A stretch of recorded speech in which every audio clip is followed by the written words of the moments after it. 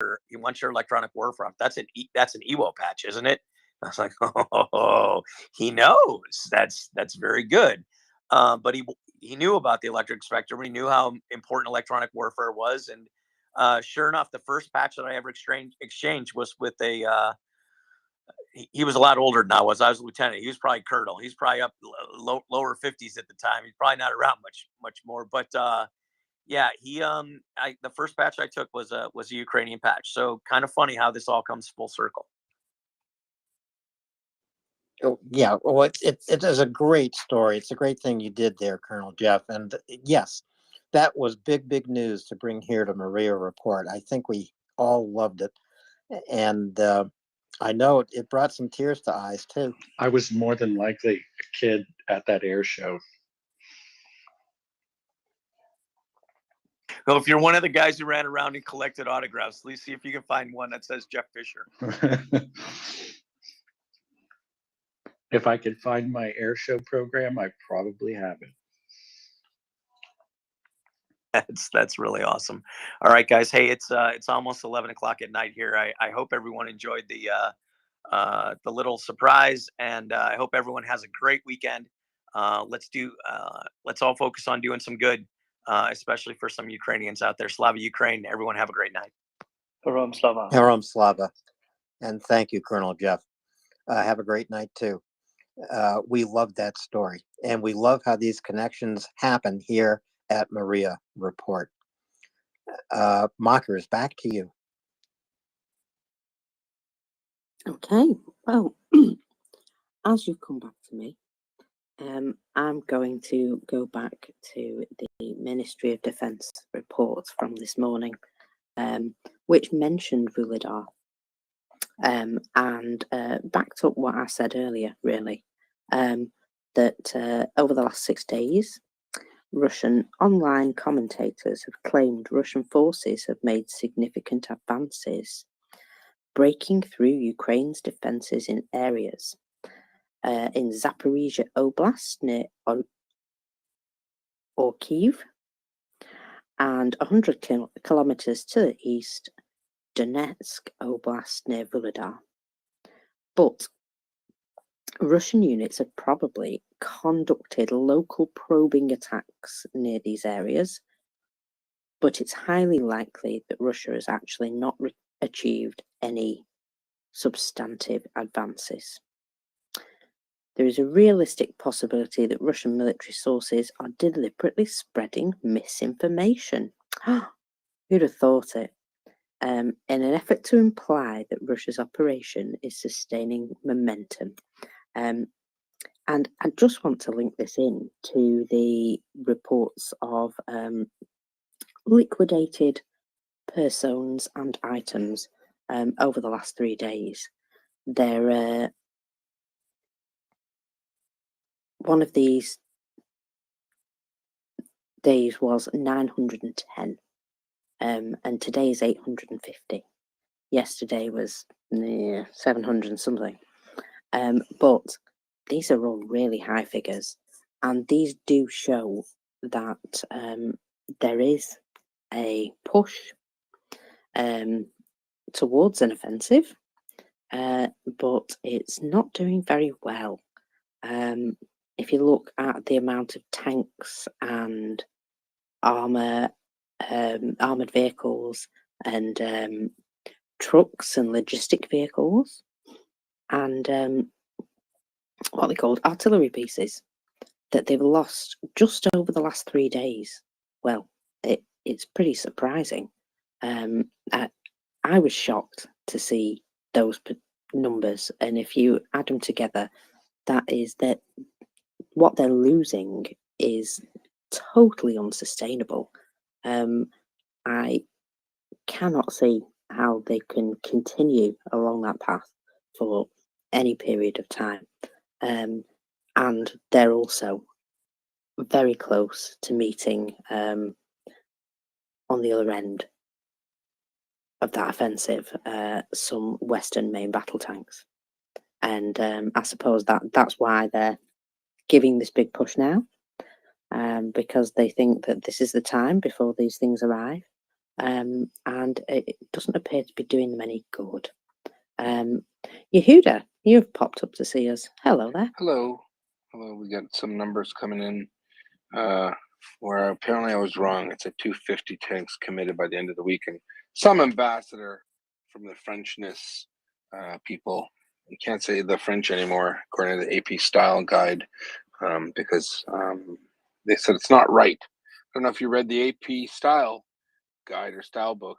They said you can't, and it's a weird tweet they posted. You shouldn't say the mentally ill, the poor, or the French. And I thought that was a very poor choice. I felt it was awkward, to be honest with you. I mean, imagine about mentally ill, poor people in France, how they're going to feel. Very marginalized.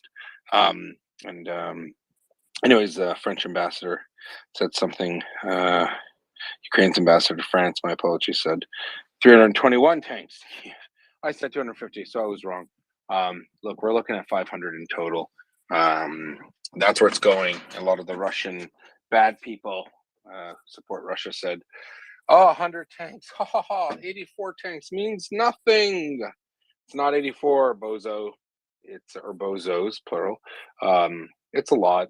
And I think you're going to wish you didn't invade Ukraine. That's just all I got to say. And I'll stick around. I heard there was a tearjerker of a situation that I was made aware of yesterday.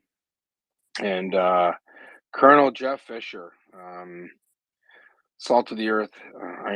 One day I'll relay the whole story of a young boy, an autistic boy who was bullied for his Ukrainian patches and smacked around. And his father reached out to myself and Jeff and asked for a patch.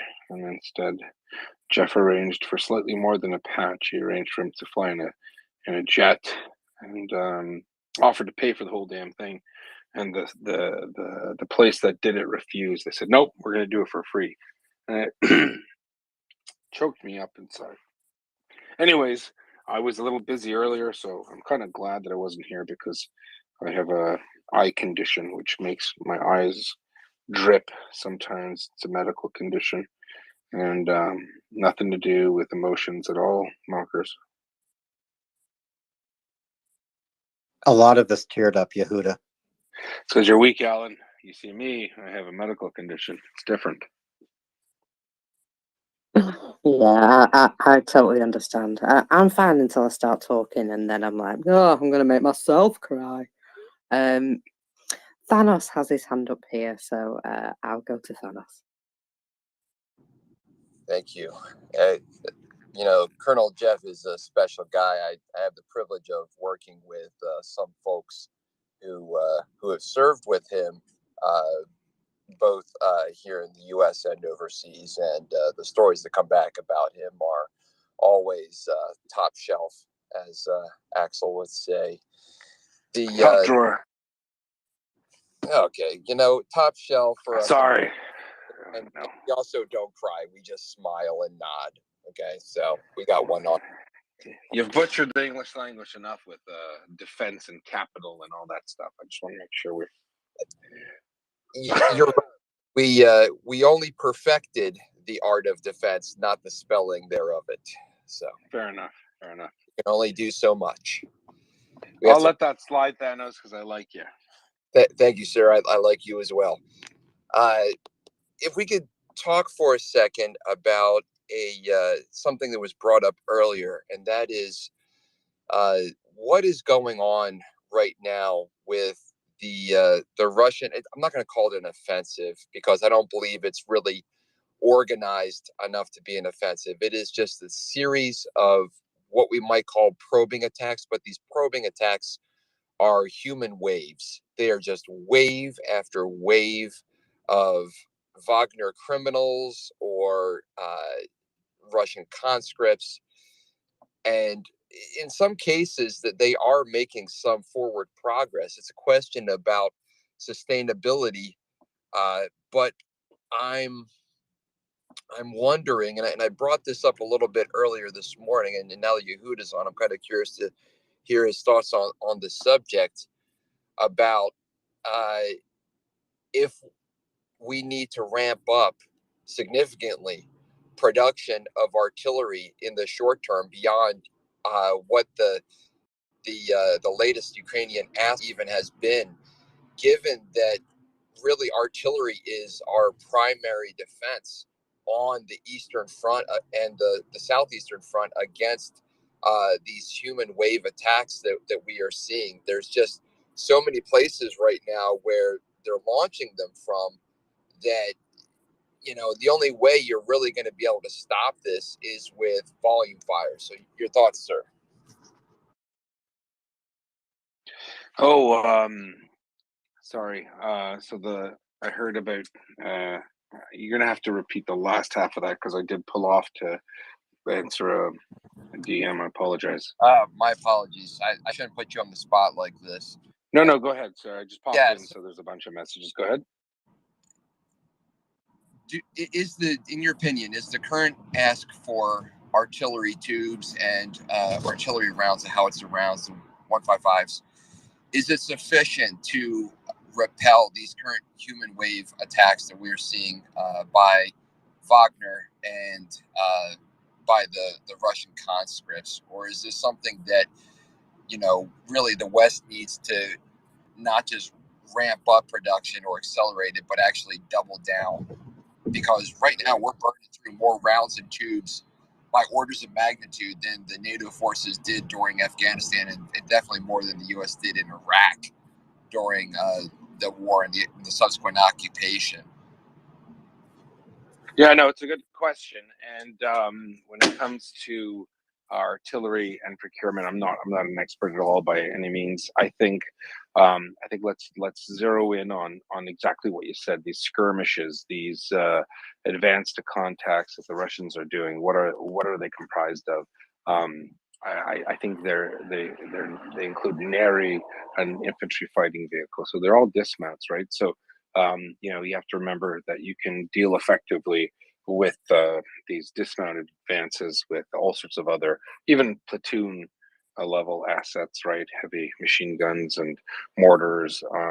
You're going to use the bigger things to destroy bigger things, right? So I think that that line of control between the Ukrainians and Russians will oscillate. I think the Russians might expend a lot of manpower or personnel to take small chunks of land that the Ukrainians obviously. You can imagine it's at the confluence of forces between Russians and Ukrainians. It's not like Ukrainian they haven't given themselves a buffer, right? So there presumably there are kill zones, or I think the Americans now, after being on here for so many months, call them kill boxes. That there are places that the Ukrainians are able to give up terrain that they're able to cede in order to attrit the enemy. So I'm not sure that all that artillery is for these mass waves of Russians, as you say, because they can be dealt with smaller caliber munitions. But I think that the mass fires and the other artillery that's required in the shaping and the enabling operations to degrade Russian sustainment capabilities, I think that's really what they're for. That's just my vibe. Obviously, I don't know what they're doing on the ground day to day, but I think that it's fair to say we can expect Russian penetrations into Ukrainian lines. And it's not really, I think really the Ukrainians, if I was a Ukrainian general and I knew I was getting 500 tanks, I'm going to put them into 5, 6 armored arms brigades. And the Russians want to, lose, or half a brigade here or half a brigade there to advance 500 meters. I'd say let them do it, right? Because when push comes to shove and the poop hits the fan, Thanos, it won't matter anything, right? Those we're going to look at combined arms brigades conducting maneuver warfare, and they're going to slice through. They'll breach obstacles. There'll be bridgehead forces, whatnot. They'll breach those obstacles. They'll push through. They'll make up any ground that's lost in the next month or two. And I think it's probably a good bet or a good position from the Ukrainian perspective to let the Russians bash their head against a steel wall. And then when the time comes, that artillery that you're referring to, and the procurement related to, which I'm not really, I don't know how many rounds are produced. I don't know, if we're looking at, a counteroffensive for sure will be preceded by, when HR kicks off, you're going to see mass fires, right? So I assume, I'm just going to predict that they know what they need, and they're going to have that spooled up. And I think there's a lot of stuff that we don't know, that's happening behind the scenes with all of these manufacturers. There's one thing I know about, weapons producers or ammunition manufacturers in the United States, or those licensed by the United States to make things. It's a money game. So if they're told you're going to get paid for this, they will find a way to make those munitions. That's something that I guess you could say the capitalist society, the capitalist, model, can really, rise to the occasion. So I'm not, uh, not because I have any special insider, inside baseball on it, but I'm pretty sure when it comes to munitions, you're going to hear people belly aching and complaining about, this, that, and the other. But I'm pretty confident that, the might of the strongest military in the world, with the greatest reach, the deepest pockets, are going to be able to procure for the Ukrainians what they need to conduct that counteroffensive. I don't lose sleep over it. Does that make sense, Thanos? It does. So, just a couple of things that I'd been hearing that these, as you termed them, advanced to contact, this has been a lot of close combat, more so than I was anticipating. And so, my concern was that these kill boxes may not have been as well defined, or at these buffer zones, these standoff distances, not necessarily as well in placed. And, you really need to have, those 88 millimeter mortars. You need to have, 122 millimeter mortar tubes. You got to have those guys zeroed in.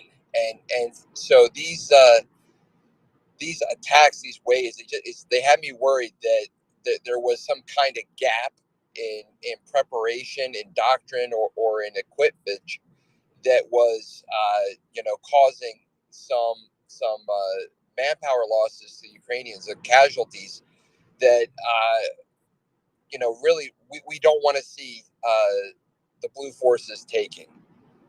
So, yes, if they can recognize those standoff points, establish those kill boxes, no man's land, whatever you want to call them, places where if dismounted infantry goes, dismounted infantry dies, that is effective. The last thing we want to be doing is getting into a shootout with rifles, if it can at all be avoided.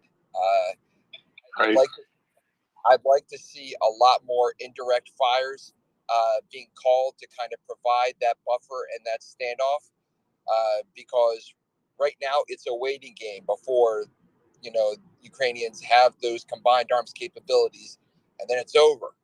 So Russia's going to keep trying to throw their forces and take land and and try to minimize those potential jumping off points that Ukraine might be able to seize from and establish forward operations bases, especially once they establish local area air dominance, not just local, area air defense capabilities. So I I I, I don't know as much, definitely not at the unclassified level. So I'm just hoping that all of this is basically not being communicated, and that the Ukrainians are practicing their typical excellent operational security.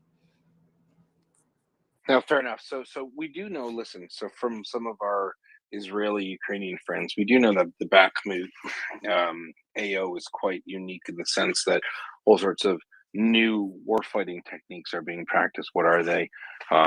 These little personalized drones. They're basically, small drones that have the, quarter stick of dynamite on them in terms of effect, and they're able to fight off far greater numbers with not even being not even engaging the enemy personally, and they're making, mincemeat of the Russians that keep coming in there, right? So it's kind of like Groundhog Day. They tried again, they tried again, they lose, they tried again, because Prigozhin and these people who aren't military strategists don't care about the losses, right? As you said, they've cleared out their presence. They're almost like vacant lots now. So when it comes to Bakhmut, and I've said it before, and to the chagrin of many of the people, co-hosts on the space, who say, I would arguably say that they're demagogic statements that Bakhmut holds, the center holds. I'm not into that. And I love Axel. I'll tell him that to his face. I'll say, it doesn't matter. It doesn't have to hold. In fact, if I was a Ukrainian, I would absolutely love nothing more than more and more Russians to get into that pocket. I would cede Bakhmut, frankly. There's no one in Bakhmut, relatively no one. And then I would just keep sucking them west, because at the end of the day, if you keep your eye on the prize, you're looking at a huge counteroffensive in the north. Just gonna slice through Crimea. It's gonna. I mean, I suspect that Starobilsk is still an objective. Cut off the rail lines that goes through Starobilsk. Really limit the Russians' capabilities to resupply, to do anything, and then you're gonna end up with a huge Russian force completely surrounded, isolated, possibly encircled, effectively isolated, not isolated in the mission task aware, because they're not going to have full isolation, but they will be able to isolate through indirect fires in the Russian rear into the southeast of Bakhmut. That's the only other area of egress, because if they cut off Lysychansk and Sverdlovsk, they're done there. And they're very small MSRs that are canalized by forests.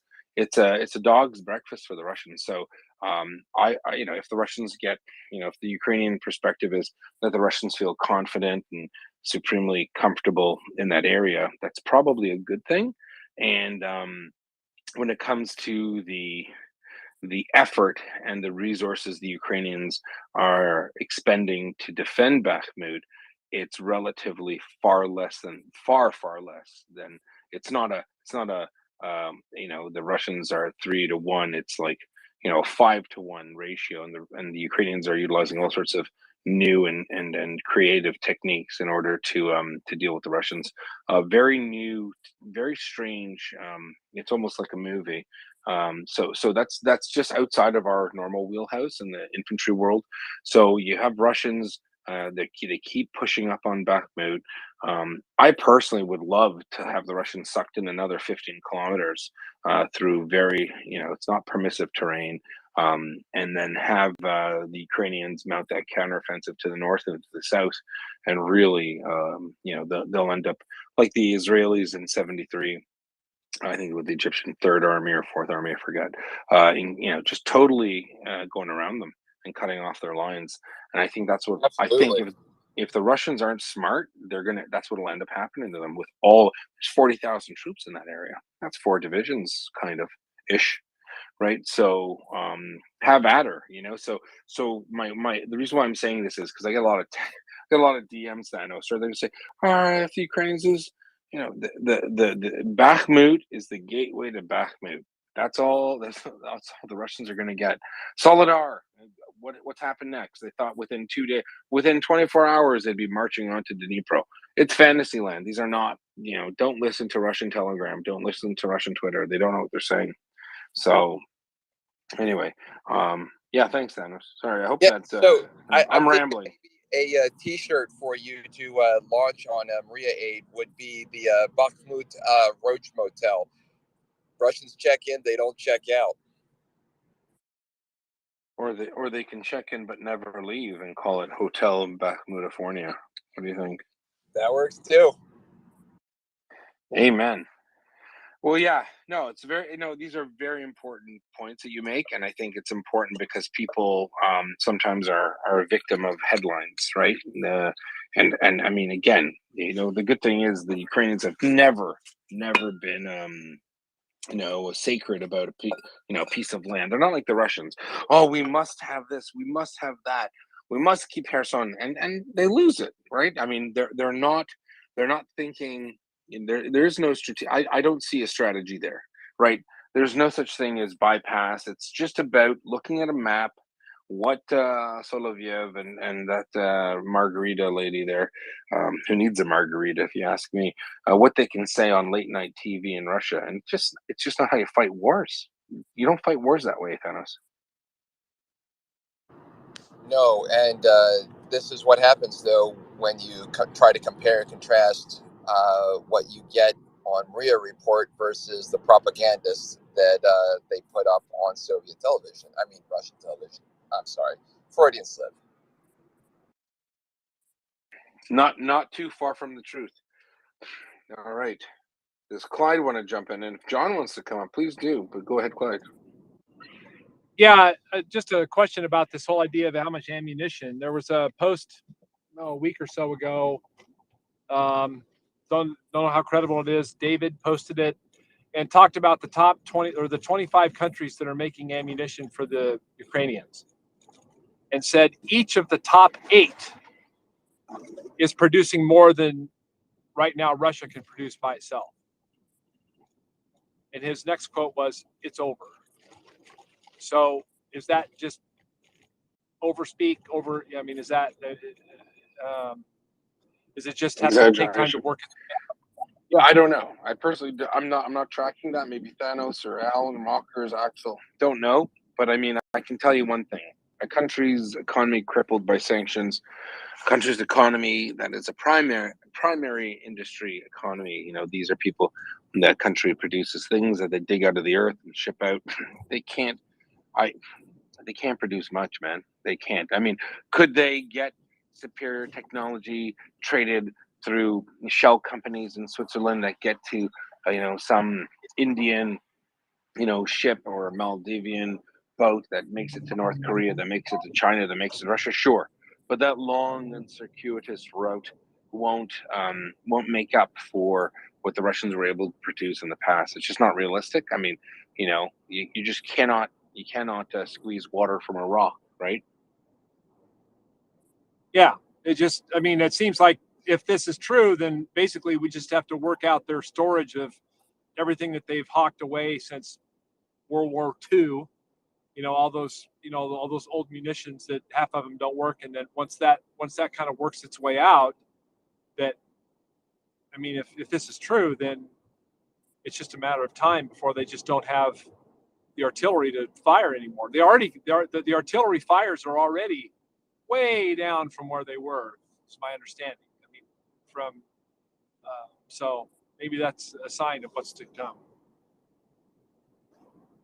Yeah, I'll just add one thing to this. Ukraine's supply of artillery shells is not where it needs to be either. That's a problem. Now, when we look at the West, we always tend to kind of gloss over things a little bit by looking at the West in terms of the aggregate. But the aggregate is not what is available. What is available is what is negotiated.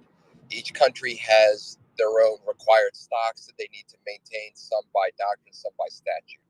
Each country has training allotments, which each of their units require to spend every year in order to maintain proficiency, gain new skills, exercise new tactics, techniques, and procedures.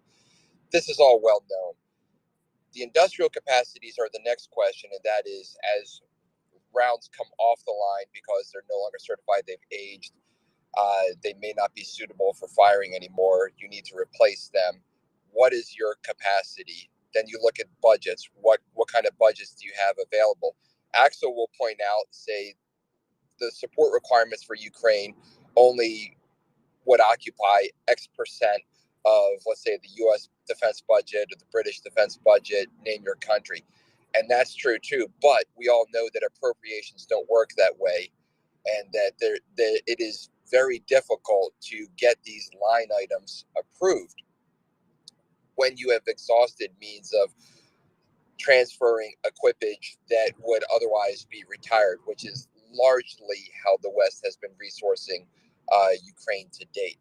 It's slowly changing with the new higher end weapon systems that are starting to come online. My point being in this is that we cannot continue to consider Western defensive capabilities in the aggregate. We need to start looking at the individual countries because it is going to come up and it is going to come up soon. Germany still is not meeting its 3% GDP NATO requirement. Many other countries, many of the primarily, heavily industrialized countries, Spain, France, Germany, these countries, Belgium, Belgium is a country that retired all of its tanks and is trying to get them back now and is surprised to find out that the cost per unit has gone up threefold since when they sold them. Duh. So whereas we would look previously at defense requirements and say, those are being covered by the United States. No, they can't be covered by the United States anymore. And support to Ukraine can't just be covered by the United States. And these countries need to really start ramping up. Axel earlier spoke to this and said that he didn't think that the EU needs to go onto a wartime footing because, relatively speaking, the percentage of GDP that would be required to support Ukraine is minuscule. I completely concur. However, if the EU is not willing to engage in an offset, that is to say, we are going to do less with our social agenda or domestic spending or our spending on name your specific line item, then yes, a new economy or economic model would be required. You will need to increase taxes to provide for these allocations. So I know we try to maintain a very optimistic attitude, and it's hard not to be optimistic when you see the fighting spirit of the Ukrainians. But at the same time, we need to keep the pressure on because our European and American leaders are not actively looking at the larger overall systemic issues in terms of military procurement and finance that could hamstring us down the road if this war drags on the way it has the potential to do so. Thank you. Thanks, Dennis. Yeah, he's yeah, correct. It needs absolutely focused, integrated planning and execution. This is now logistics. This is what Ben Hodges and others have constantly been banging the drum for because they know that it matters.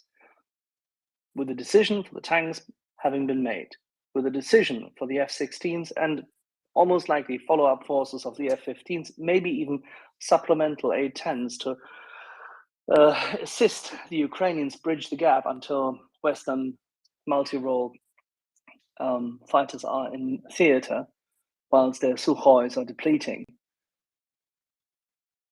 Whilst this happens, we have to make sure that the logistics chain across the whole set of armed forces requirements, from artillery, mechanized infantry, tanks, the whole set of ordnance, missiles, that we actually purposefully and with determination order and plan the production.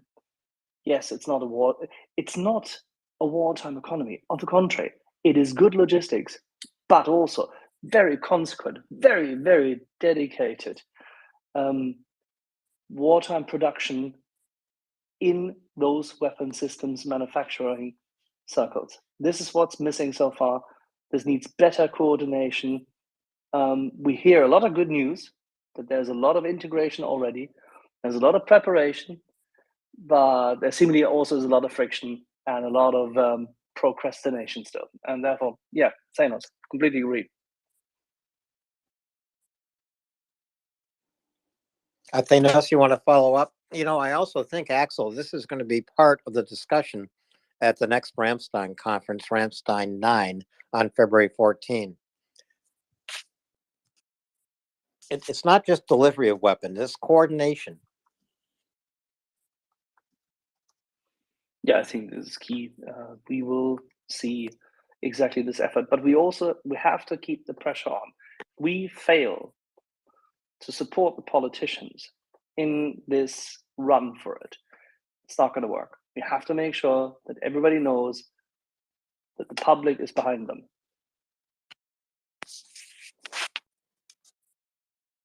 Yes, that's absolutely right. Politicians, as we all know, rarely lead, but they do follow. And they will follow us here at MriyaReport. They will follow their constituents, whether you're, whatever country you're in, whatever democracy you're in, who knows? Maybe even in Hungary, the people will lead and politicians will follow. And I do not mean lead where Orban is pointing. I mean lead where we need Hungary to go, into more freedom, more democracy, more union with the European Union. It can happen.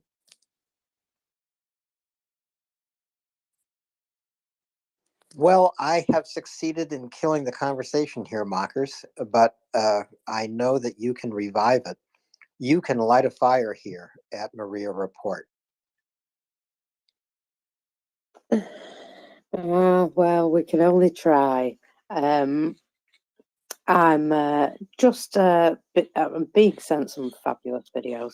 Been sent a video of a tank making its way on its own, like Russian tanks do. They like to travel around just generally on their own, down a road, and artillery fire comes in.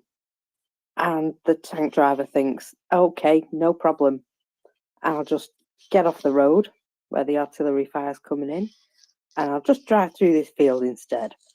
And well, as you can imagine, that field contained mines, and that wasn't probably one of his best ideas.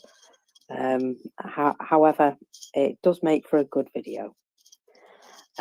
So yeah, thank you to the people who sent me that. I've seen it now, so you don't need to send it me again. But yeah, you will know what I'm like. I do love a good boom. So yeah, anything like that. If you see something exploding, by all means, do let me know. This is Mocker's brand. When I think of Mockers, I think of that phrase. I do love a good boom, but I can't say it the way Mockers says it. It has a delicacy and an eloquence that I cannot give that phrase. I do love a good boom. We can market that, Mockers. Yeah, I'm gonna get it on a t-shirt, I think. That actually sounds like a great idea, right? I'm gonna get it on a t-shirt, all the proceeds to Ukraine. But yeah, seriously though, on a more serious note, we are seeing so much assistance coming into Ukraine now, and it really warms my little cold heart. It does. There's still a lot going on the ground. There's still a lot of fighting back and forth, and you'll see places be changing hands, and this is all going on while people are furiously training and furiously transporting stuff and getting all the logistics in place. So I like to think of this back and forth at the moment as a bit of a holding pattern while they're getting their things together. Sorry, I very nearly said a swear. So yeah, it's important that we have a bit of patience. I know patience is really hard. I'm terrible at patience, but it's very important that they get the chance to get these things trained properly. It's no good if they throw them in without knowing what they're doing. They need to be able to use this gear, and I'm quite sure they're going to be able to do that very quickly. They've already proved that they can train on things extremely quickly, and that they don't believe in tea breaks, which is just so wrong. We have had some interesting news about drones. Obviously, drones form a large part of the battlefield, and they've been used in an array of different ways in order to assist Ukraine. So the General Staff have announced today that they are forming the first in the world attack drone units. So these are units specifically of professional servicemen selected to be in attack drone units. So they'll have recon drones and they'll have attack drones and they will go out specifically to do that. So, like you would have a mortar team with a recon drone, these guys will actually be going out with attack drones. These what they might call suicide drones, or more technically, a loitering munition. And there's also, I've seen today news of, and I'm just going to get it up in front of me because there we go. It was quite interesting, actually, that there is a drone that is called the Drone Hunter. Drone Hunter F700, if you want to look it up. And this drone, 6 of them have been purchased by Ukraine, and the operators are now fully trained to use these drone catchers or drone hunters, and they are specifically geared to bringing down loitering munition type drones. These systems consist of radars and jammers. They're able to detect and block enemy UAVs and fire their drones. The Fortum Drone Hunter F700 is an autonomous drone with radar control and artificial intelligence that can fly at speeds over 100 kilometers per hour to intercept and land enemy drones. So this is a quite an exciting capability, I think, and it just goes to show the incredible progress of drones. And I think some of that progress is being pushed by the current situation, that people are being pushed to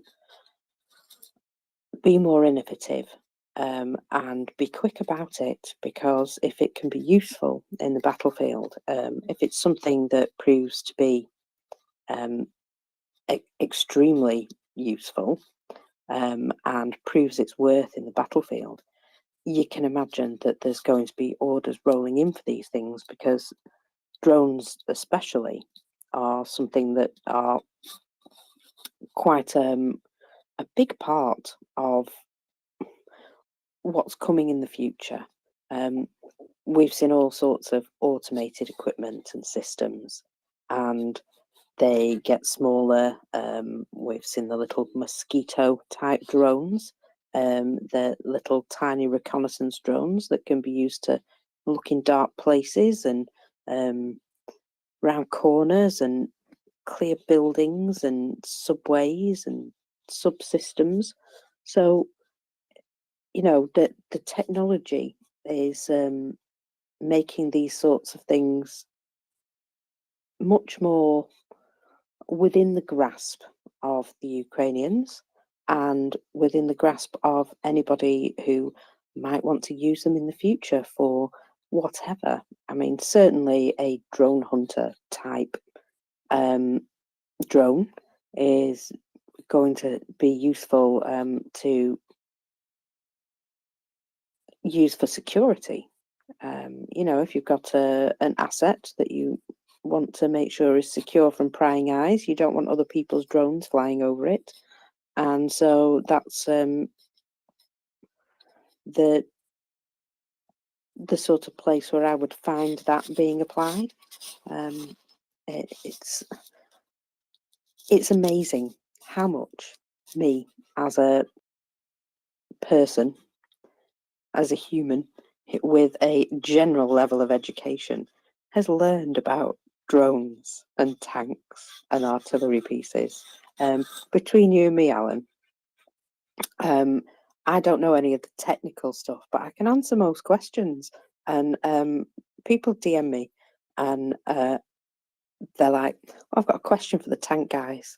And I think, I know the answer to this. And that's an education that you just cannot buy. And that sort of education is what you receive here at the MriyaReport. And I, for one, am a better person for knowing all these things. I've learned so much about geopolitics and how other countries do things. That the internal politics of some countries I had no idea about. And probably still don't understand in some ways, but it's incredible to me the varied and surprising history and culture that makes up the whole of Europe and the European area. Here I am, a British person. I'd sit on an island, and we've recently disconnected ourselves from Europe. No matter what your opinion on that is, it's happened. So yeah, it kind of feels as though we were cut adrift. And I can safely say my history classes never contained anything about the Baltic states or any of the history of Russia even. We learned about Britain and British history, and that was good enough for us because we're good old Brits. And yeah, there's an awful lot of education that I find I've been missing, and I found it here. And I can only say thank you to everybody who contributes for that. Talking of contribution, please come up and speak to me, because I don't want to sit here and waffle all night and put you all to sleep with my dulcet tones. Do really love to talk to other people. It's always a nice thing. Focus. It was tremendous. It was just tremendous what you said. I think this is one of the main underpinning reasons. This is why we do it. This is why we're all here and join up on this one, because it makes us all stronger in our support for the fight of the Ukrainians. At the same time, it brings us together, builds bridges, and therefore ensures that in future, these nations, this wonderful coalition of those who actually rediscovered that their freedom is a joint enterprise, that they actually fight together. They may march differently. They don't have to be in the same organization. They can have their different islands, views, and everything else. But when it comes to defending freedom, there's only one team. So, in that regard, very proud. Well said. Thank you. And I thank you too, Mockers. You have your diploma. I am still studying. But I'm reminded of something one of my professors, who was brilliant, would often say in a seminar when one of us youngsters would say something passable. He would pause. He would look thoughtful. He might even stand up from the end of the seminar table, turn around, and then turn back and say, "You have reminded me of something I had forgotten." Well, I think that is what we are doing here at MriyaReport. We are reminding those of us fortunate enough to live in free democracies of something we had forgotten. And that is our freedom, our democracies, our right to raise our voice must be defended. Mockers, I have someone who does want to join the conversation and talk to you, I'm sure, much more than to me. And this is, I can only see a few of the letters of your name, but Kati, your hand is up. Please go ahead. Hello, thank you for letting me speaking.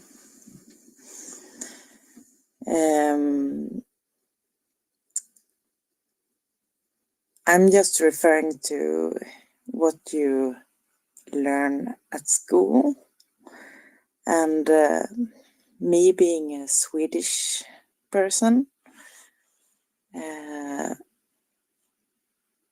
also I can't remember learning anything about the even Finland or the Baltic states in my school.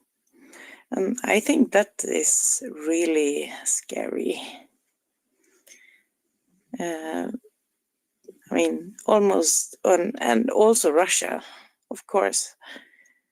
I'm born in 1978. So I was in school in the 80s, and everything was really quiet. It was the lid on. And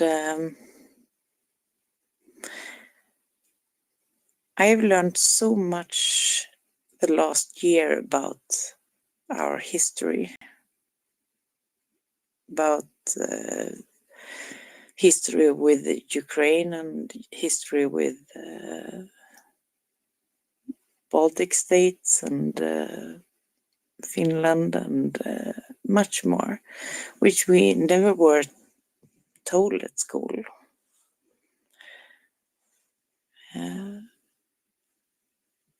Yeah, I don't know.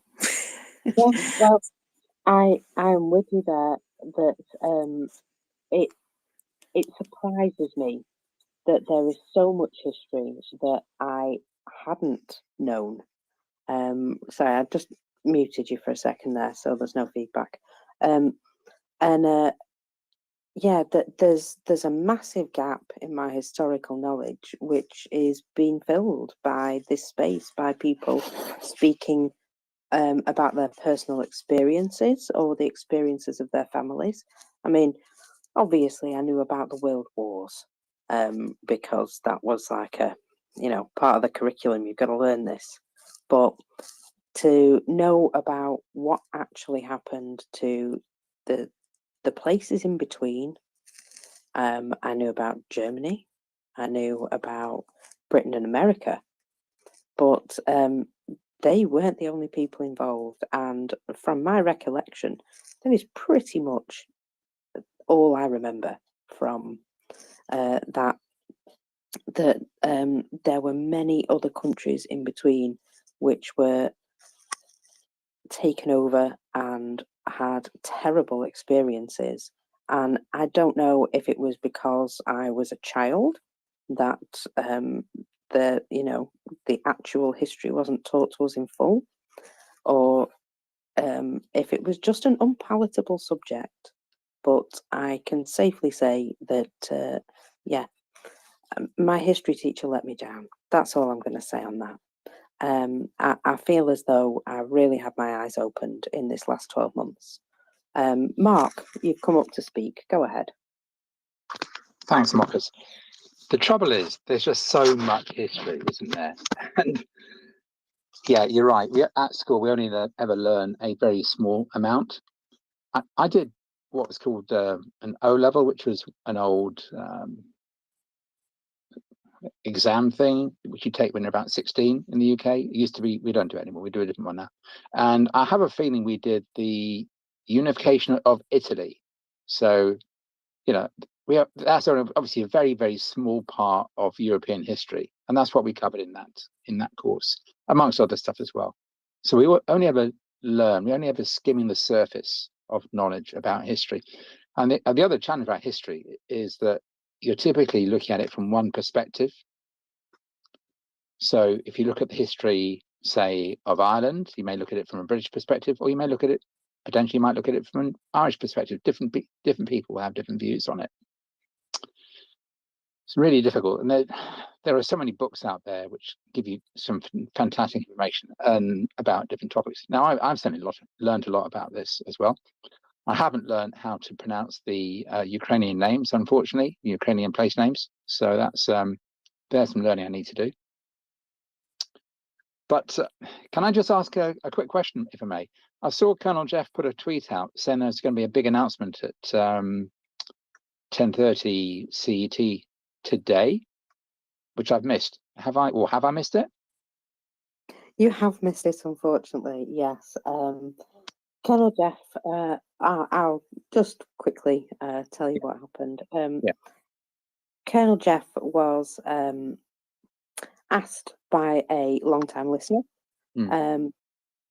if he could perhaps allow him to have a patch for his son, who Yeah. had a patch taken away from him by some bullies at school, and it was a situation where Colonel Jeff felt that he really wanted to do something, and giving the young man a patch was not really what he wanted to do. He wanted to do a bit more. So he made an arrangement to have the young man have a flight in an aircraft and to receive some goodies. And I think that it's all going to work out really nicely. He sprung it on a bit of a surprise for me too. I originally put them in touch, and I expected him maybe to give him a phone call or a FaceTime or something. I really didn't expect him to pull out the stops and be such an awesome human being. So yeah, that was his announcement. He also announced his upcoming guests on the Dish with Fish, and I've completely forgotten them, but they're very good, so don't miss them. That's lovely. Thanks, Marcus. Thank you. No problem. We've got some hands here. Taras, go ahead.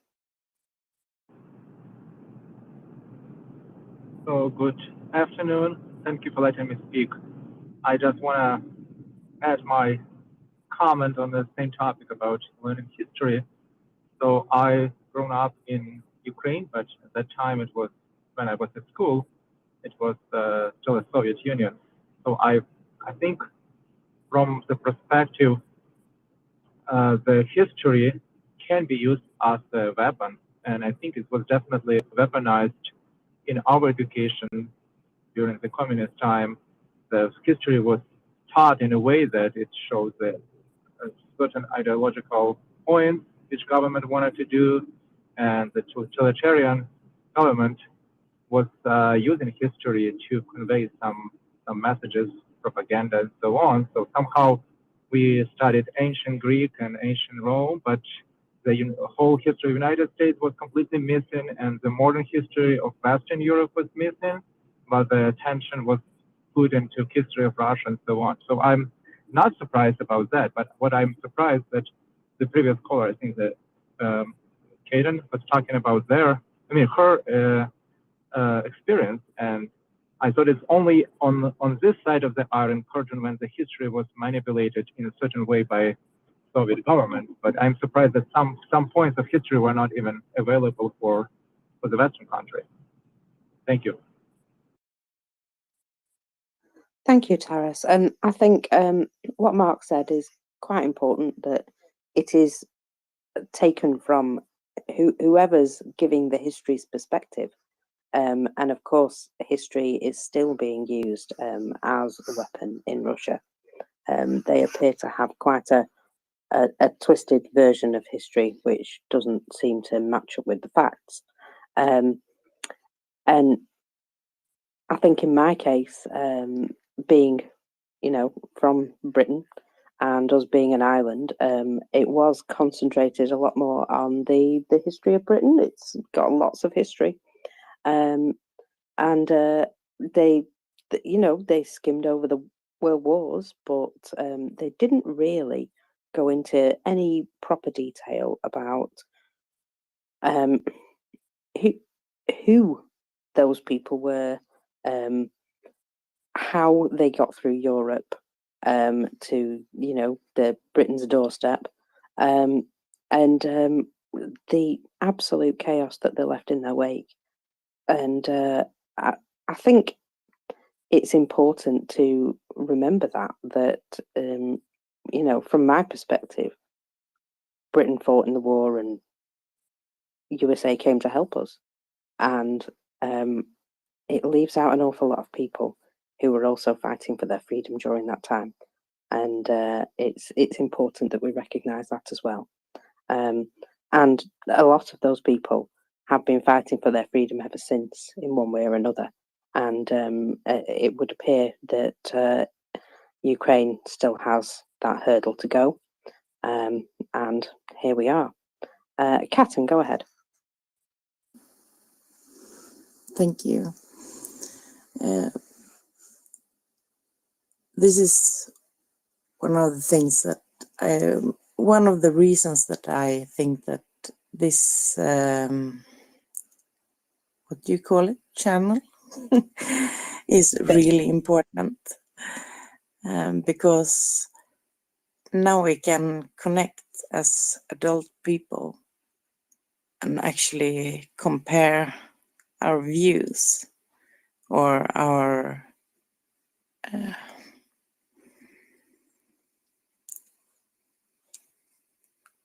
I don't know what to say, what we are taught, because all countries probably have their own history lessons in school, but now we can compare them together. Don't you think that is a really nice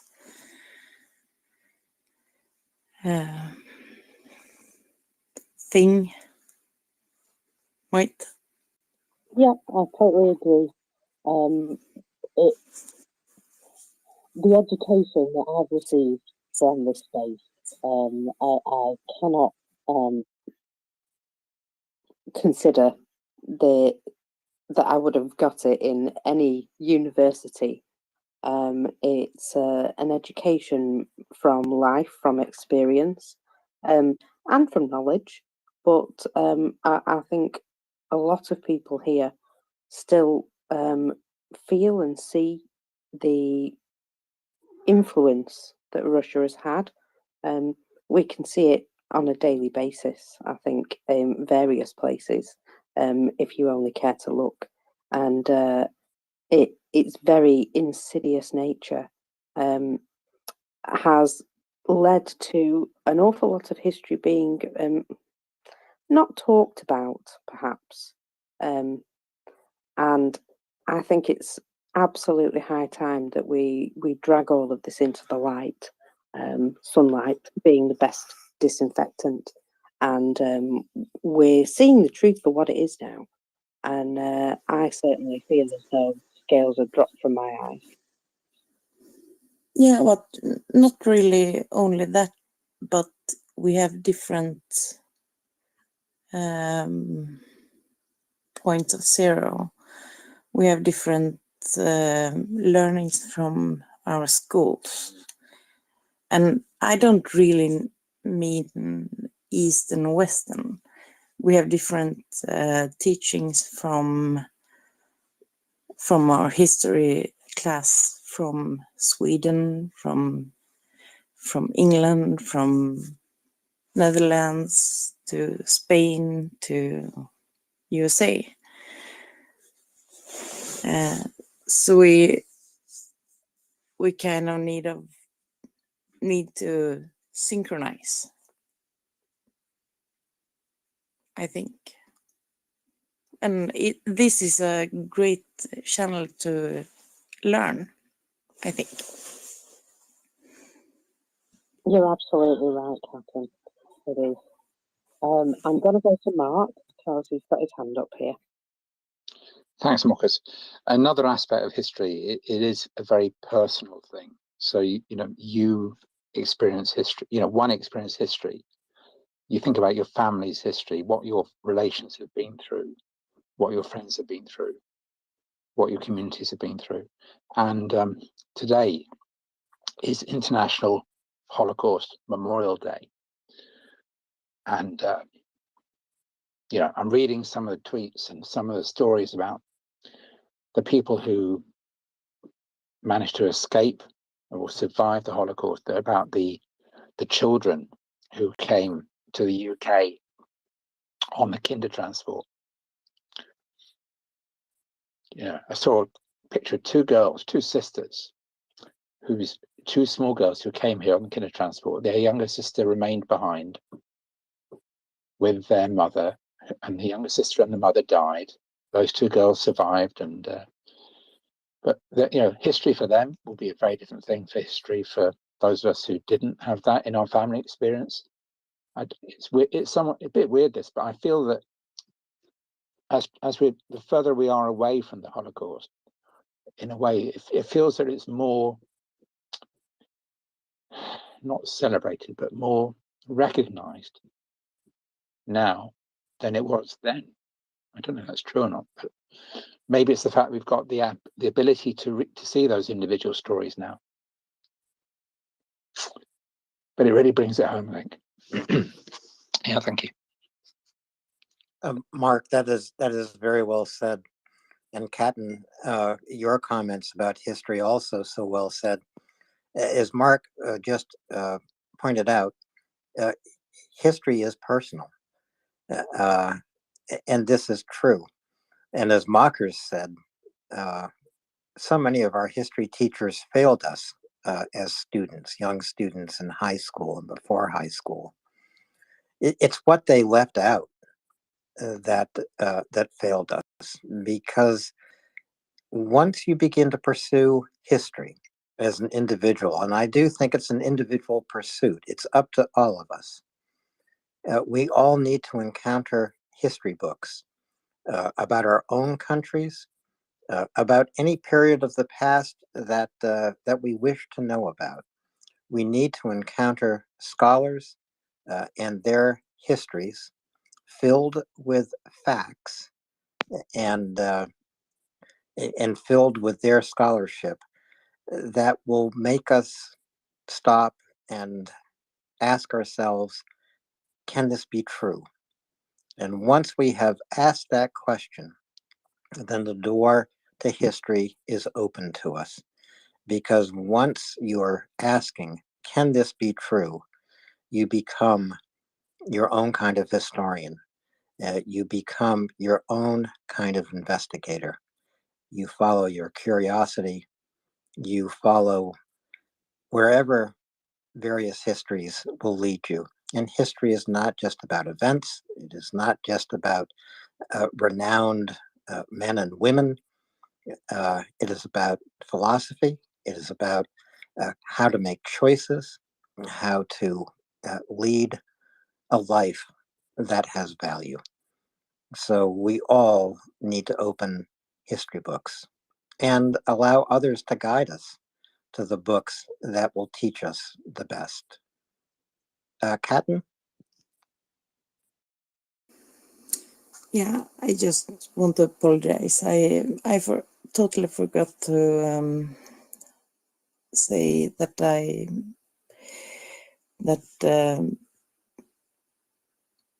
this is the day of the Holocaust, and I feel with all of everyone connected with it. And yes, as Mark has spoken about, as Catton has spoken about, this is Holocaust Remembrance Day. Why today? Because today was the day that just some of the horror was uncovered, and that came with the liberation of Auschwitz. That happened on this day. And that is when the world began to learn about genocide. And that's why we have to pay attention to it now in this space, because another genocide is being attempted in Ukraine by the Russians. Carlo, did I get something wrong?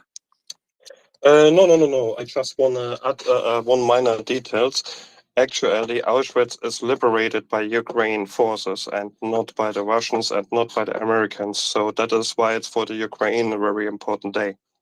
I just want to add this one. A very good point. A very good point indeed. And so this day is important to all of us, but it has special significance in Ukraine. As Carlo just said, Auschwitz was liberated by Ukrainian troops, not by Russian troops. And we also know, as other concentration camps were liberated. All of the Allied forces. I say the Allied forces, but I doubt very much if the Russians participated in this. But I know that General Eisenhower and other American and British commanders in the field brought German citizens to theaters in order to see film of concentration camps, what had happened, to open their eyes to the horror that Nazi Germany had inflicted on Jews, on the Roma people, on gay people, on I guess the category that might include some of us here, dangerous thinkers. More than 6 million. 6 million lives, 6 million futures extinguished in a genocide that we can never forget and which can never again be repeated. And yet we are looking at another genocide perpetrated by Russia in Ukraine. It's also important to remember that genocides begin with words. And this is how Russia began its genocidal invasion of Ukraine. And because genocide begins with words, it makes history important.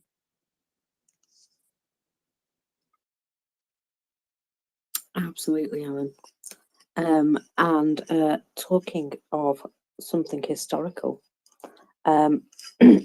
CJ has done a 16 tweet thread on M777s and whether towed artillery is still considered an asset on the modern battlefield. I'm going to pop it into the nest so people can have a look at it. There we go. I hope that happened. But basically, he's taking a look at the M777s, the most numerous 155mm system, and in NATO and in Ukraine today. And Ukraine and Ukrainians are using the most innovative ways to use these. They have been praised for their ease of use and accuracy, and the teams have reported constantly getting their objectives in the first few rounds. So that makes a massive difference.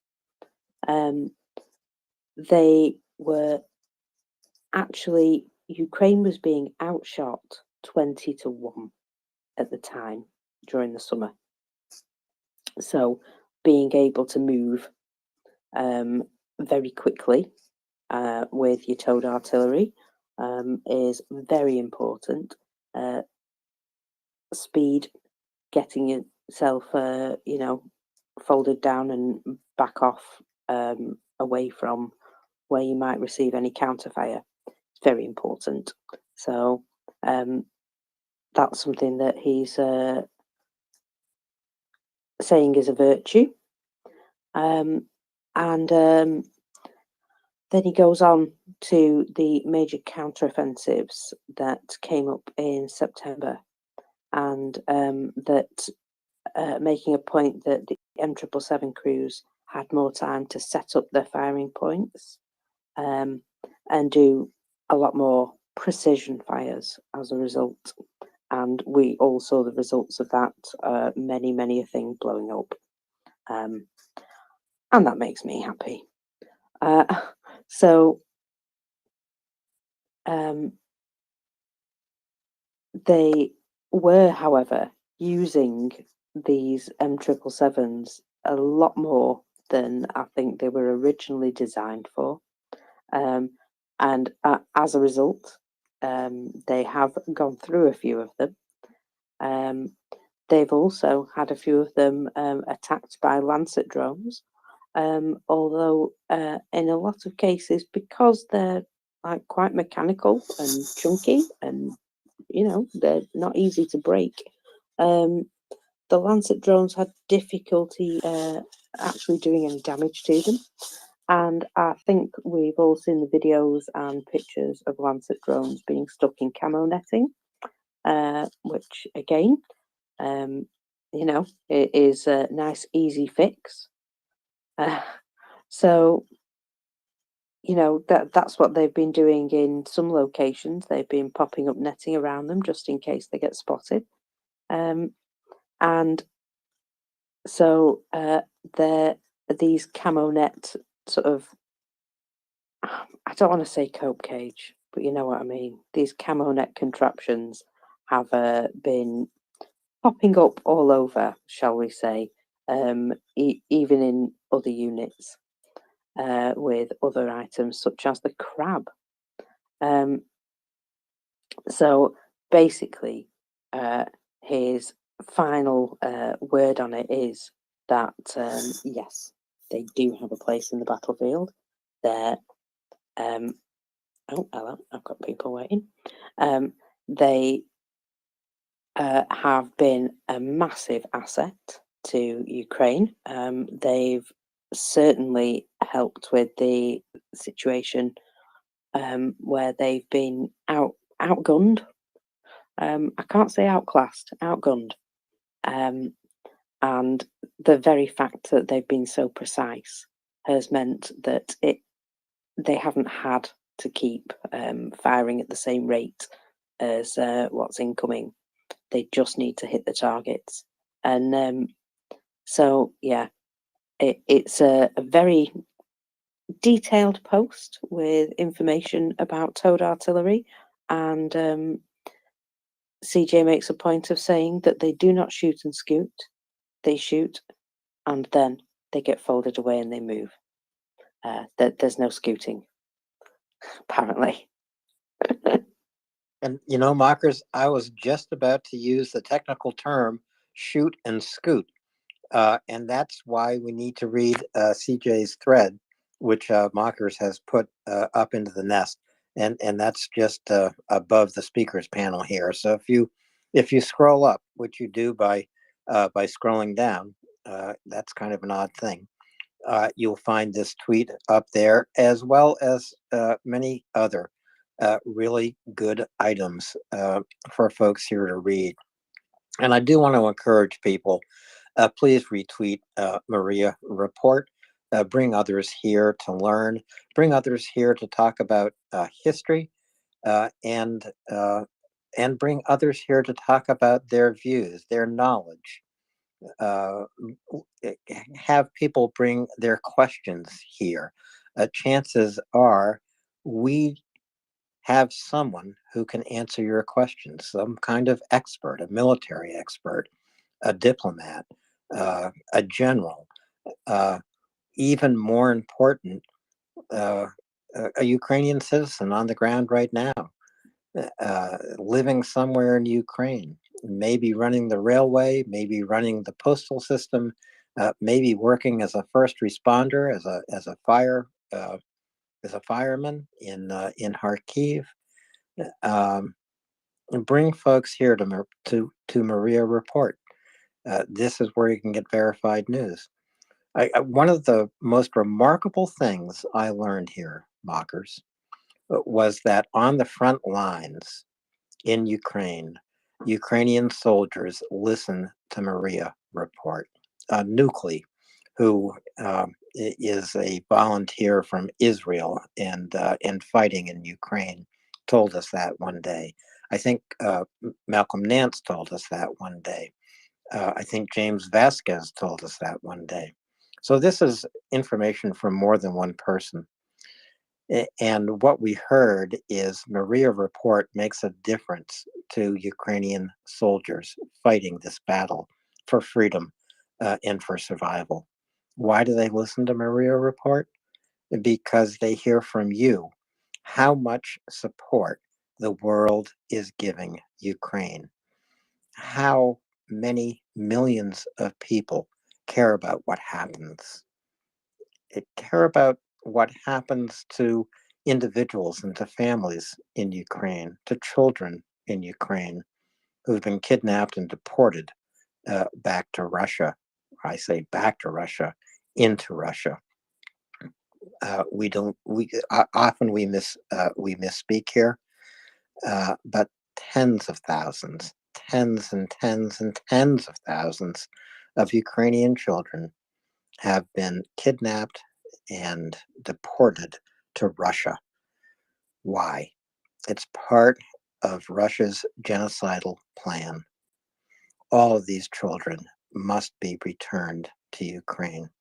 This is an important thing to talk about today, Holocaust Remembrance Day, because Russia is trying to erase Ukraine, erase Ukrainian culture, Ukrainian history, and to commit a genocide, which we all say must never happen again. I've rambled, mockers. I do that. That's okay. You gave me time to eat some crisps. Sorry, except important. for that one that I just crunched them. It's very important, mockers, to keep up with nutrition.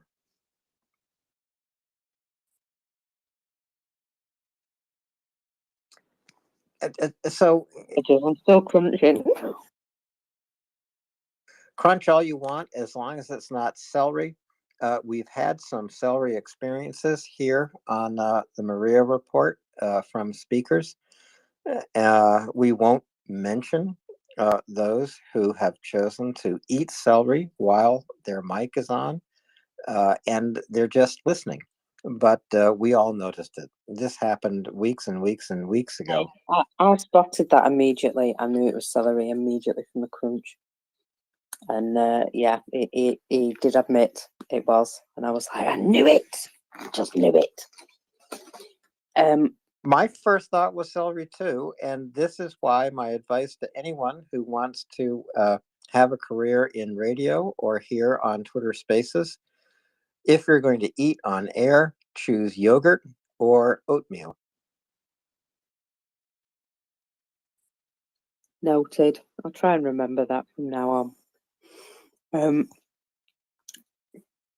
So we've been noticing that there's a lot going on in Russia, and it's a very weird place. It's becoming almost a military parody. So there's a video that's been released by a Russian TV channel of a guy rolling around Russia in a toy tank, shouting to Berlin. In fact, there's 3 of them on the video. And, well, let's just say I can think of better things to do with my Friday afternoon. It becomes laughable, doesn't it? You see Julie Davies translating, and I do thank her for her service, translating all the TV shows that she watches, and goodness me, it's a bit out there, isn't it? It's a bit bonkers. I've never understood how some of it's even believed. But of course, I come from a very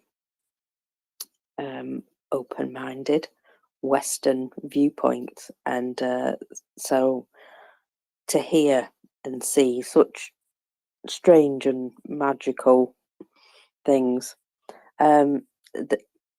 it's just beyond me how at some point these were actually things that people believed, and maybe still do in some places. Well, of course, Russians have been laboring under more than 20 years of state propaganda. In other words, since Putin first led the country and has come back again and again. And Putin looks back to Stalin, looks back to the Tsarist history. He has a model that he's trying to rebuild. In fact, his idea of Russia has a colonial and imperial and militaristic bent to it. And again, this is why history is important. This is why we need to know. We need to know the history that speaks truth to all of us and makes a difference to all of us as individuals and brings us the philosophy of democracy and freedom and self-determination and investigation. We must all investigate for ourselves, and we would do well to have a very strong BS filter. Carl Sagan can help you develop your BS filter. It's something that he talked about as a scientist, as an astronomer. But we need to move on to Catton, whose hand is up. Please go ahead.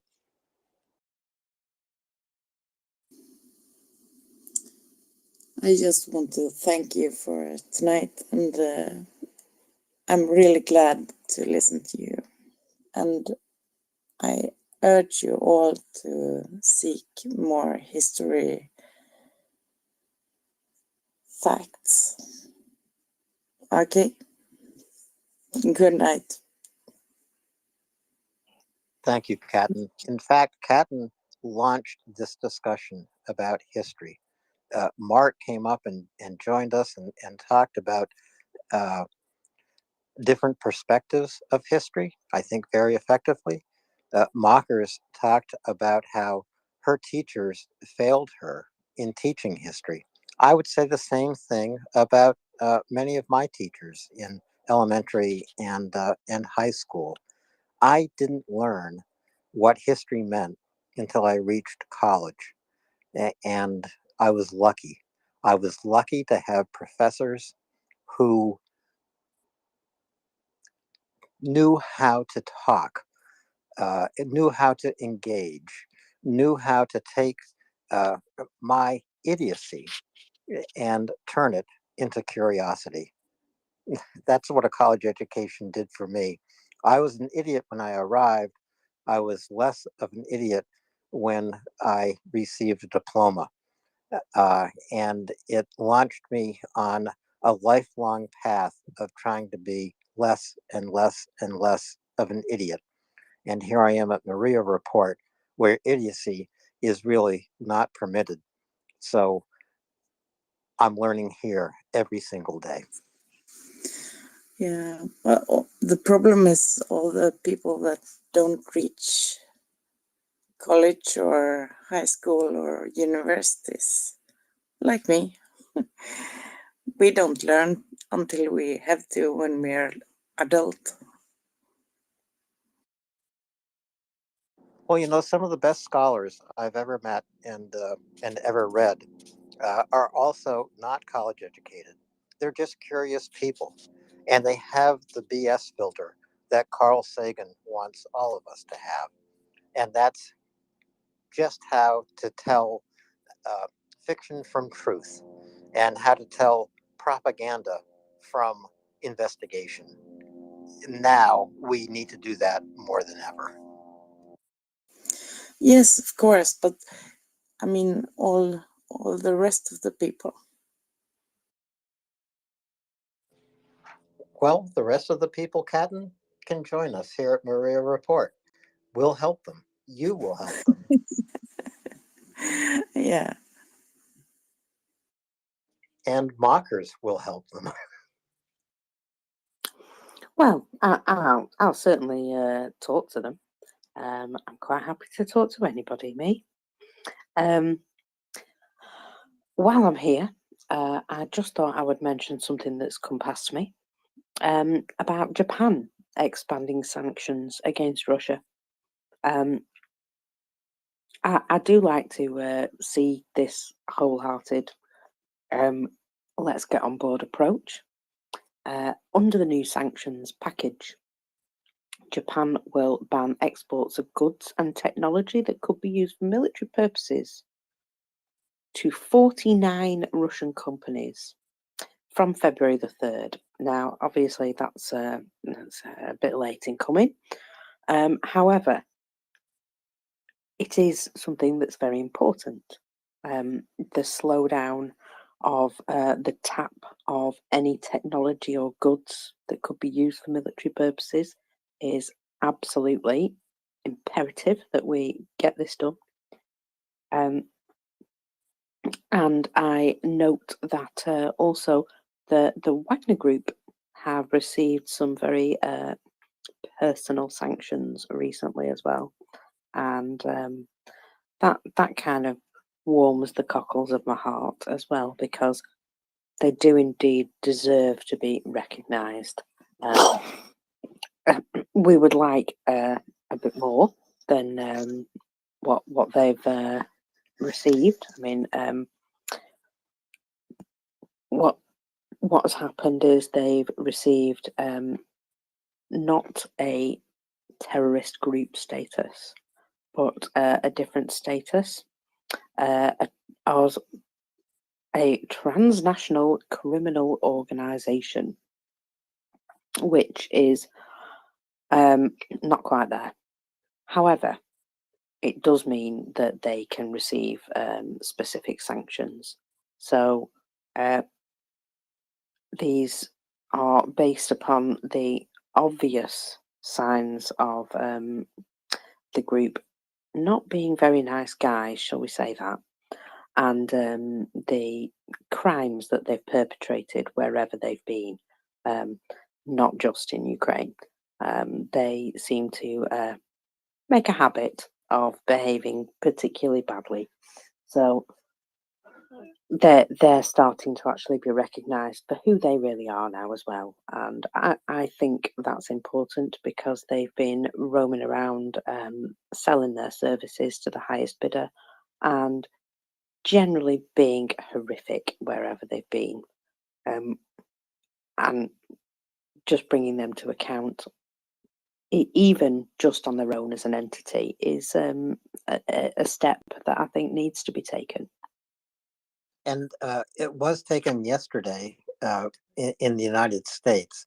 The United States has dragged its feet on naming the Wagner Group a terrorist organization.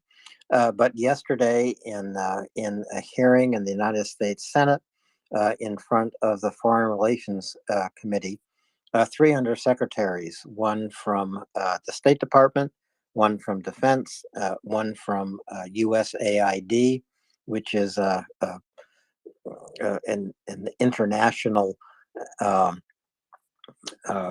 organization here in the United States that supports aid around the world. It was during this hearing, in fact, that the news of the Treasury Department in the United States naming Wagner as a transnational terrorist group was made. Why is this important? Well, it means that the United States can impose sanctions on Wagner.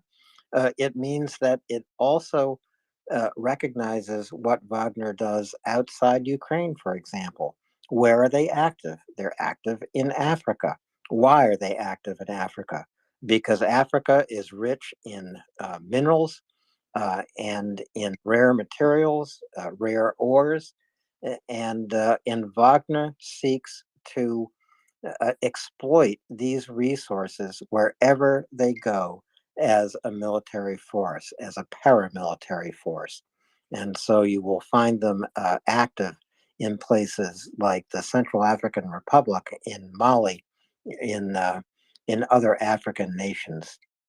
They are a terribly, terribly violent, destructive, and horrific organization wherever they are recruiting soldiers and wherever they are fighting. But right now, they are fighting in great numbers in Ukraine, and Ukraine is also rich in minerals, in resources. And Ukraine is also has a rich agricultural sector. All of this is something that the Wagner Group and Prigozhin, the oligarch who leads them and profits from them, is trying to seize. There's been speculation that Prigozhin was as interested in Soledar for its salt mines as for its potential tactical position on the battlefield. Well, they're in the salt mines. These are extraordinary places, actually. I'd encourage anyone to take a look at the Soledar salt mines to see what Ukraine created, delivering not just salt, but creating an extraordinary place to visit. So, yeah, as Mockers says, Wagner, terrorist group named by the United States now, just yesterday, it's an important step forward.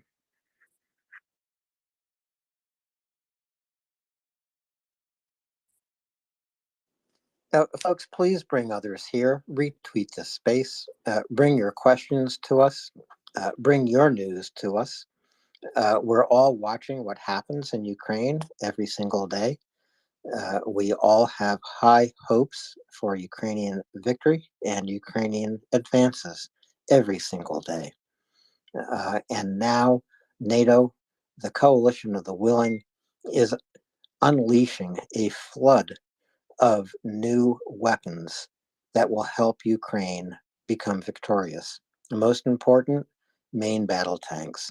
The Leopards coming from Germany, the Abrams coming from the United States, the Challengers coming from the United Kingdom, and many other nations sending what they have to Ukraine, including countries like Morocco, including countries like South Korea. Maybe it's not a tank, maybe it's ammunition, maybe it's a Bushmaster from Australia. Why are all these nations together in unity to support Ukraine? One reason why is because of the Ramstein Conference. Almost 50 nations gathering together once a month now, invited by Lloyd Austin, the Secretary of Defense in the United States, to please come together and look at what you can do to collectively deliver the tools Ukraine needs to finish the job. And now, Mockers, we have more hands, Pub T, and then Plowman. Pub T? G'day, Alan. G'day, Mockers. How are you going? Just wanted to give you a little update from Australia after the tennis fiasco 2 nights ago. Saturday morning here. Yesterday, our Prime Minister, he visited the factory where the Bushmasters are made that have been sent to Ukraine. I believe there's been 40, maybe more. I'm not sure soon at the moment, but interesting that he went there. And then last night he went to the tennis, and his guest was Caroline Kennedy, the US ambassador to Australia. Very interesting that it should happen. They went to the Djokovic versus the US player Paul's game. Just very interesting to see them turn up there the night after the incident, and also the visit to the Bushmaster. So I say there's more to see here, and it was a good display of soft power, I think. And I'll listen. Thank you. Thank you. So you're saying she wasn't just there for the tennis? She wasn't just there to see Djokovic in his little shorts? Well, it's indeed a very good thing to see the outreach, shall we say, of soft power. It makes a massive difference, and we all know that we could use a bit more of that. Plowman, go ahead. Good evening, Marcus. Good evening, Alan. Great space tonight. Thank you, guys. A very quick question. I've seen a couple of sort of tweets hinting that there were some Russian attacks on various settlements in Ukraine, with the speculation that these are sort of small attacks to determine the strength of defense and prepare for larger offensive, which allegedly should take place on the 24th of February, which is the anniversary of this bloody war.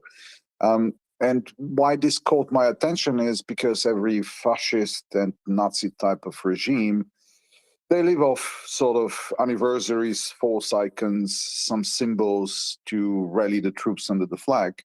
And this sounds a little bit of sort of plausible that the Russians are planning an offensive. And my question is, do you guys have analyzed, or have you guys talked and got some information whether the new weaponry, which hopefully should start arriving, will be ready and available, at least in some quantities available to the Ukrainians to repel those attacks, which, as I said, one could reasonably expect to occur around the anniversary of the invasion?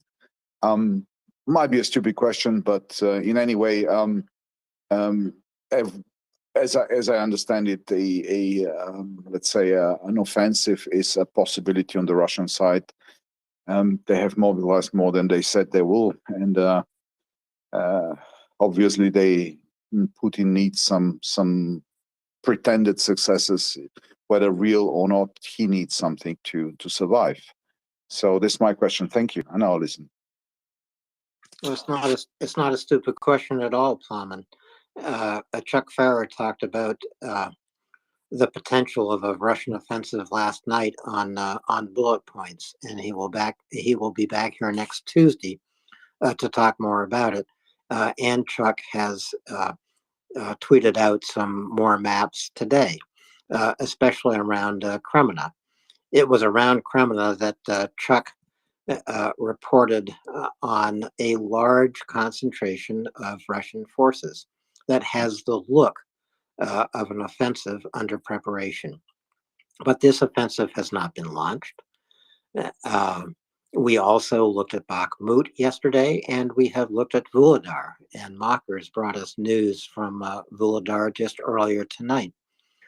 In Bakhmut, in Vuhledar, the Ukrainians have repulsed attacks. In Vuhledar, the Ukrainians have, in fact, regained some ground.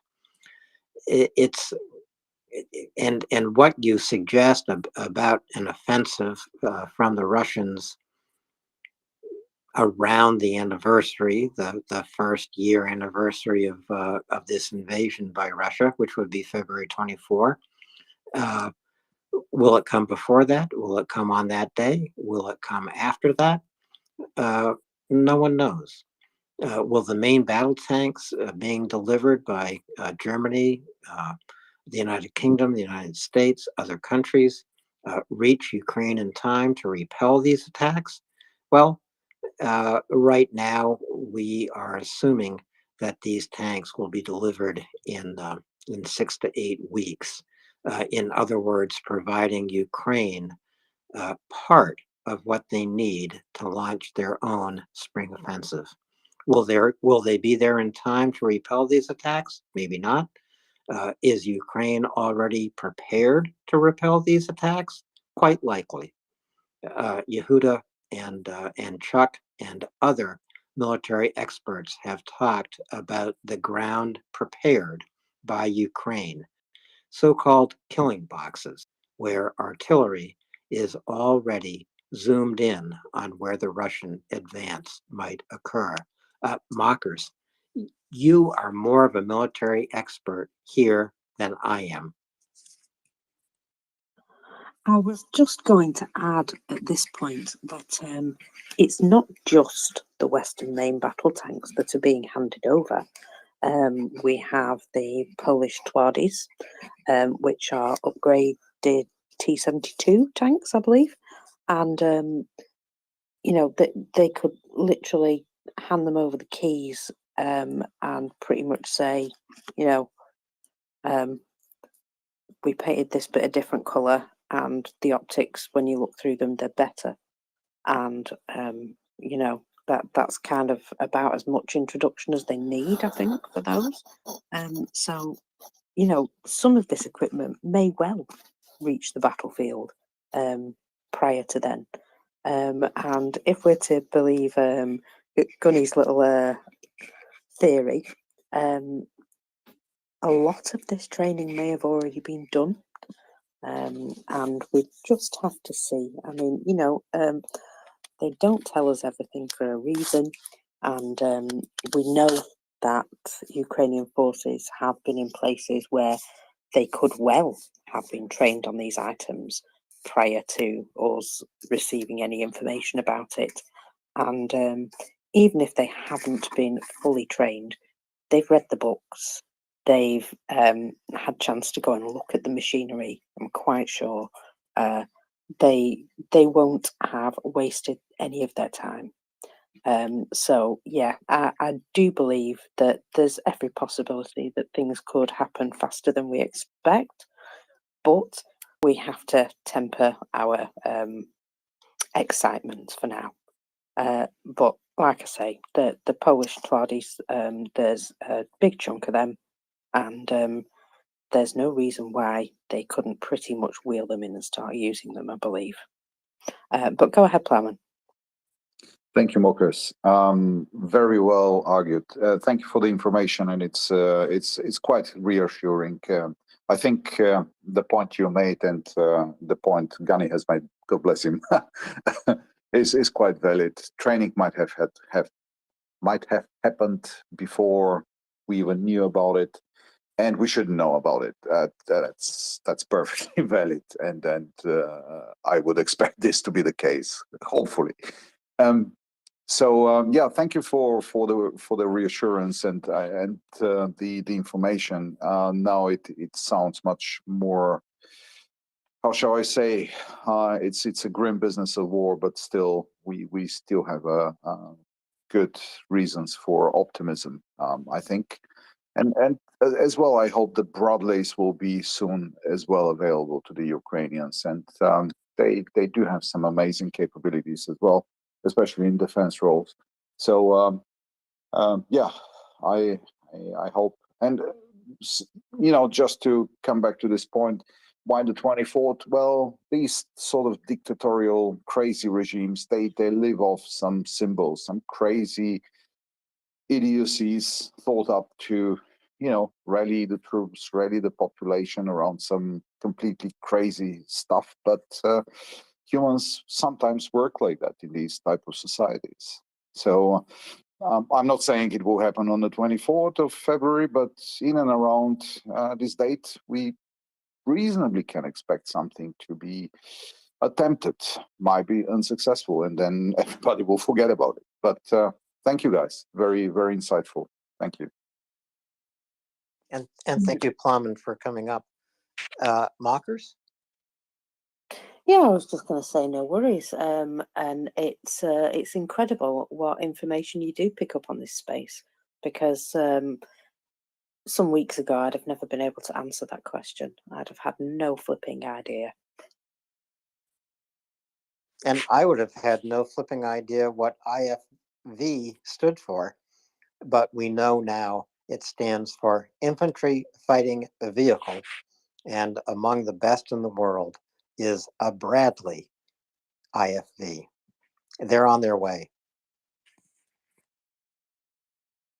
Yeah, and we can't wait to see them running around. Plowman, go ahead. Oh, I just wanted to. I saw Katten has her hands up. I just wanted to go back a little bit to what you guys were talking before we talked about the military stuff. I caught a little bit of the discussion around Russia, imperial politics, and imperial doctrine and history, and not the history not being taught to the schools. I find this subject extremely amazing and fascinating, especially because throughout the history of Russia, you'll see only conquest, enslavement of other peoples, annexation of territories, and that's repeated on an endless string of repeating itself acts of aggression against other peoples. Among others, cultural aggression and cultural genocide. Most of the people who are in the current Russian Federation, they have lost their history, they have lost their language, their literature. They're all Russified. And I think, well, people like the Poles and the Finns, they're much more qualified to talk about it. But if you look at the carpet of nations or peoples in Russia, most of them have lost their identity. Most of them, they're living pretty much in oblivion, I would say. Oblivion of their history, of their heritage. And that's what expects one when it's included in the territory of the Russian Federation. And by the way, this sort of imperial policy hasn't changed since the Tsars. It's been part of the Soviet Union's doctrine.